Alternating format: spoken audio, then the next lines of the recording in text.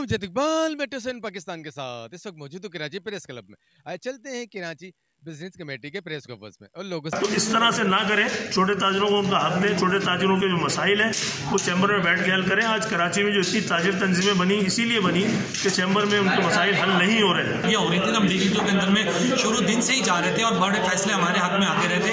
और अब ये भी जो है कॉर्पोरेट और एसोसिएट की लिस्ट का जो अलग अलग होना था, जो इलेक्शन हुए थे उसको हमने चैलेंज किया हुआ था, उसका फैसला आया। हम शुरू दिन से लगे हुए थे। अल्लाह का शुक्र है कि आज जो है उसका फैसला आ गया और उसके लिए हमने आज प्रेस कॉन्फ्रेंस की है।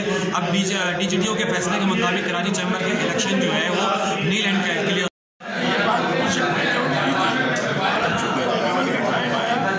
सबसे पहले हमने कराची चैम्बर को लेकर लिखा 1220 या 1200 नहीं, उन्होंने लेने से इनकार कर दिया। फिर हमने वो सिविल कॉपी जो चैम्बर की थी वो डीजीटीओ में भेजी भी है, इंशाल्लाह आगे। लेकिन अगर वो ये गलत कर रहे हैं और इसी राह पे चल रहे हैं तो उनके साथ में हो ही नहीं सकते। हमारा सिस्टम से झगड़ा है, क्योंकि हमारे सबसे ताल्लुकात दोस्ती है, सारी रिश्तेदारी भी है, सब कुछ है। लेकिन हम ये नहीं देख रहे हैं कि हम दोस्ती रिश्तेदारी सब अलग रखते हैं। वो मेहमान बिरादरी भी है हो रहे हैं, जेल कानून नहीं हो रहे, जेल नहीं हो रहे।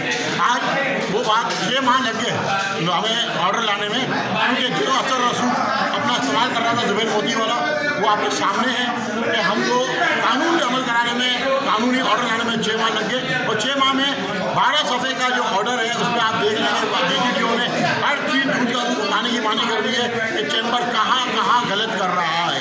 कराची चैम्बर अब भी जो वक्त है कि जुबैर मोती वाला साहब अपना किरदार दुरुस्त करें और कराची चैम्बर जो आइन और कानून के तहत चलाए।